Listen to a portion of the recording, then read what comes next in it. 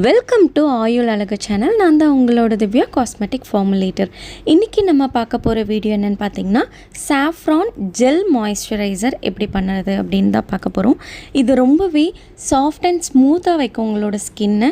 எந்த ஒரு ஸ்டிக்கினஸோ ஆயிலியோ ஸ்வெட் ஆகிறதோ அந்த மாதிரி எந்த ஒரு ப்ராப்ளமுமே இந்த ப்ராடக்ட் யூஸ் பண்ணும்போது இருக்காது.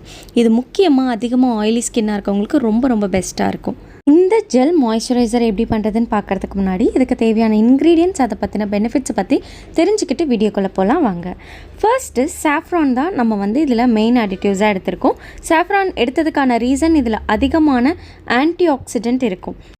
அந்த ஆன்டி ஆக்சிடென்ட் தான் நம்மளோட ஸ்கின் ஏஜிங் ப்ராசஸை ஸ்லோ டவுன் பண்ணும். அது எப்படி பண்ணுன்னு பார்த்தீங்கன்னா, நம்மளோட ஸ்கின்னில் இருக்கக்கூடிய கொலாஜன் ப்ரொடக்ஷனை ஸ்டிமுலேட் பண்ணுறது மூலயமா நேச்சுரலாகவே நம்மளோட ஃபேஸில் ஒரு க்ளோ கொடுக்குது.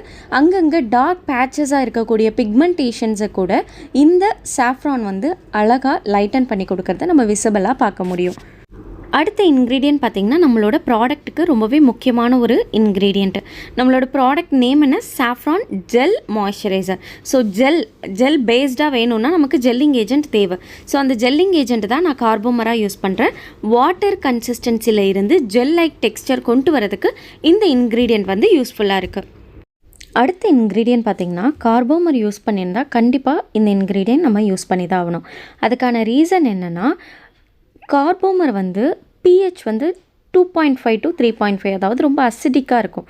ஸோ அதனால் அதை ஆட் பண்ண உடனேவே நமக்கு அந்த கரெக்டான திக்னஸ் கிடைக்காது.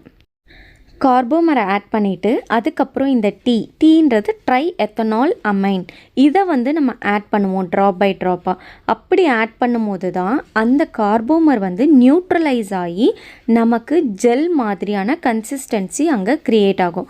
ஸோ அதனால தான் கார்போமர் யூஸ் பண்ணுறதுனால நம்ம இந்த ட்ரை எத்தனால் அமைன் கார்போமரை நியூட்ரலைஸ் பண்ணுறதுக்காக யூஸ் பண்ணுறோம். அடுத்த இன்க்ரீடியன்ட் பார்த்திங்கன்னா, சாஃப்ரான் பற்றி நம்ம பார்த்தாச்சு, ஜெல் பற்றி பார்த்தாச்சு. மாய்ஸ்சரைசர் அப்படின்னாலே நமக்கு மாய்ஸ்சருக்கு எமோலியன்ஸ் ஆயில்ஸ் தேவைப்படும். இது ஜெல் பேஸ்டு வாட்டர் பேஸ்டு மாய்ஸ்சரைசர்ன்றனால ஆயில்ஸ் நம்ம யூஸ் பண்ண மாட்டோம். அதுக்கு பதிலாக கேப்ரிக் ட்ரைக்ளிசரைட், இது ஒரு எமோலியன்ட். நம்ம அப்ளை பண்ணதுக்கப்புறமா நம்மளோட ப்ராடக்ட் நம்மளோட ஸ்கின்னை நல்லா சாஃப்ட் அண்ட் ஸ்மூத்தாக வச்சுருக்கிறதுக்காக யூஸ் பண்ணுறோம். அதே சமயம் இதை யூஸ் பண்ணும்போது நமக்கு எந்த ஒரு க்ரீஸினஸும் வராது.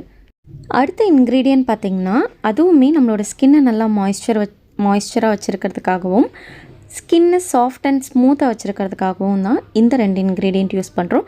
இதோட பேர் சைக்ளோபென்டாசிலாக்சேன் அண்ட் டைமெத்திகான்.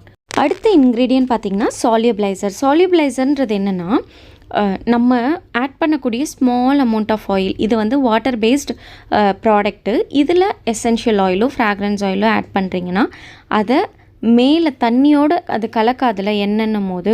ஸோ அதனால் இதை சால்யூபிளைஸ் பண்ணிவிட்டு ஆட் பண்ணும் போது அந்த ஜெல்லில் எண்ணெய் மிதக்கிற மாதிரி தெரியாது. ஸோ அதுதான் சால்யூபிளைசரோட வேலை. சால்யூபிளைசர் இங்கே யூஸ் பண்ணுறது பாலிசார்பேட் 20 யூஸ் பண்ணுறோம். அடுத்த இன்க்ரீடியன்ட் பார்த்திங்கன்னா கிளிசரின் ஒரு ஹியூமெக்டன். நம்மளோட ஸ்கின்னில் மாய்ஸ்சரை ரொம்ப நேரம் தக்க வச்சு ஸ்கின்னை ஹைட்ரேட்டடாகவே வச்சுருக்கிறதுக்காக ஹெல்ப்ஃபுல்லாக இருக்கும். இன்னொரு இன்க்ரீடியன்ட் பார்த்திங்கன்னா, அதுவுமே ஹியூமெக்டன் தான், ப்ரொபாண்டியால் 1,3 ப்ரொபாண்டியால். இது ஸ்கின்னை ஹைட்ரேட்டடாக வச்சுருக்கும். அதே சமயம் கிளிசரின் அதிகமாக யூஸ் பண்ண முடியாது, ஸ்டிக்கியாக நமக்கு ஃபீல் ஆகும். அந்த இடத்துல ப்ரொபாண்டியால் யூஸ் பண்ணிக்கலான்றனால நம்ம ப்ரொபாண்டியால் யூஸ் பண்ணும்போது நான் க்ரீஸியாக இருக்கும். எப்போவுமே வாட்டர் பேஸ்டு ப்ராடக்ட் நம்ம செய்கிறோன்னா அது ஈஸியாக கெட்டு போகிறதுக்கான வாய்ப்பு இருக்குது. ஒன்று ரியாக்ட் ஆகி கலர் சேஞ்ச் ஆகிறது, அந்த மாதிரியான விஷயங்கள்லாம் நடக்கும். ஸோ நம்மளோட ப்ராடக்ட் ஸ்டேபிளாக இருக்கணும்னா நம்ம ஜெலேட்டிங் ஏஜென்ட் யூஸ் பண்ணுவோம். அந்த ஜெலேட்டிங் ஏஜென்ட் நான் யூஸ் பண்ணியிருக்கிறது டைசோடியம் EDTA. இது நம்மளோட ப்ராடக்ட் எப்படி பண்ணுறோமோ அதே மாதிரி ஃப்ரெஷ்ஷாக வைக்கிறதுக்கு ஹெல்ப்ஃபுல்லாக இருக்கும்.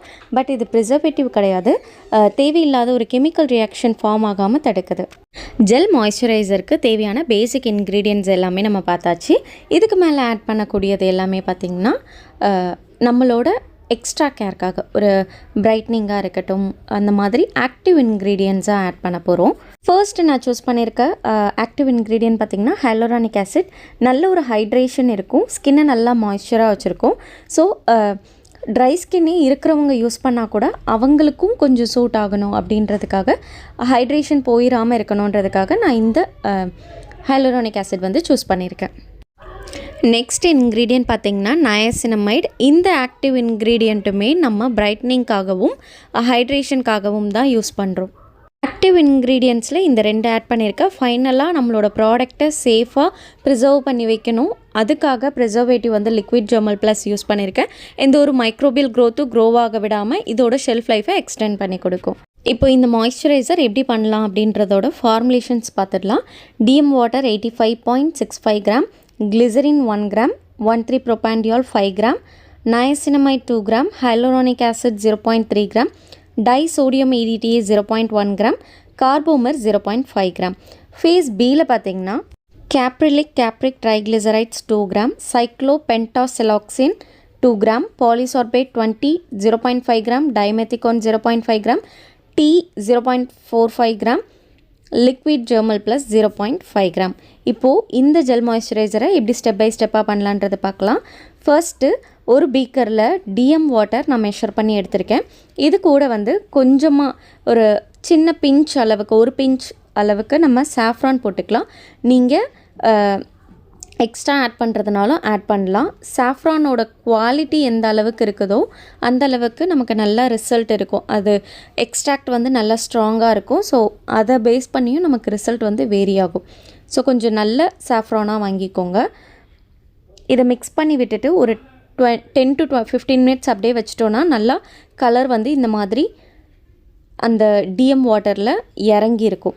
ஸோ இதுக்கப்புறம் நம்ம ஃபில்ட்ரு பண்ணிக்கலாம். ஏன் ஃபில்ட்ரு பண்ணணுன்னா, நம்ம அப்படியே விட்டோன்னா நாள் ஆக ஆக அந்த சாஃப்ரான் ஸ்ட்ராண்ட்ஸோட கலர் வந்து போயிடும். ஸோ அது வந்து கிளைண்ட் வந்து அது ஒரு கொஸ்டின் பண்ணுவாங்க, எதனால் அது போயிடுச்சுன்ற மாதிரி. ஸோ ப்ரொஃபஷ்னலாக இருக்கணும் அப்படின்றதுனால நம்ம வந்து இதை ஃபில்ட்ரு பண்ணியே எடுத்துக்கலாம். நீங்கள் 15 to 20 மினிட்ஸ்ன்றது ஒரு 1 hour வரைக்கும் கூட நீங்கள் விடலாம் ஸ்டாண்ட்ஸை. அதுக்கப்புறம் ஃபேஸ் ஏக்கு தேவையான எல்லா இன்க்ரீடியண்ட்டும் நம்ம 1 by 1 ஆட் பண்ணிக்கலாம். ஃபர்ஸ்ட்டு நான் கிளிசரின் 1 கிராம் ஆட் பண்ணுறேன். ஆட் பண்ணிவிட்டு மிக்ஸ் பண்ணிக்கலாம். நெக்ஸ்ட்டு ப்ரோபாண்டியால் 5 கிராம் ஆட் பண்ணிக்கலாம். கிளிசரின் கம்மியாகவும் ப்ரோபாண்டியால் 5 கிராம் எக்ஸ்ட்ராவும் நம்ம ஆட் பண்ணும்போது என்ன ஆகும்னா, நமக்கு நம்மளோட ப்ராடக்ட் அப்ளை பண்ணதுக்கப்புறம் ஸ்டிக்கியாக இருக்காது. ஏன்னா ஜெல் எப்போவுமே போட்ட பிறகு கொஞ்சம் பிசுப்பாக இருக்க மாதிரி கம்ப்ளைண்ட் பண்ணுவாங்க. ஸோ அந்த மாதிரி இருக்கக்கூடாதுன்றதுக்காக தான் இப்படி ஆட் பண்ணியிருக்கோம். நெக்ஸ்ட்டு 2 கிராம் நயசினமைட் ஆட் பண்ணிக்க போகிறேன். ஆட் பண்ணி நல்லா மிக்ஸ் பண்ணி விட்டுடுங்க. அது கம்ப்ளீட்டாக டிசால்வ் ஆகணும். நெக்ஸ்ட்டு ஹைலூரானிக் ஆசிட் பவுடராக இருந்தால் 0.3 கிராம் ஆட் பண்ணிக்கோங்க. நான் வந்து 1% ஹைலூரானிக் ஆசிட் ஜெல் சொல்யூஷன் வந்து நான் ஆட் பண்ணுறேன். ஸோ தட் அது 5 கிராம் வந்து எடுத்திருக்கேன் நான். Next EDTA disodium EDTA 0.1 gram add பண்ணியிருக்கேன்.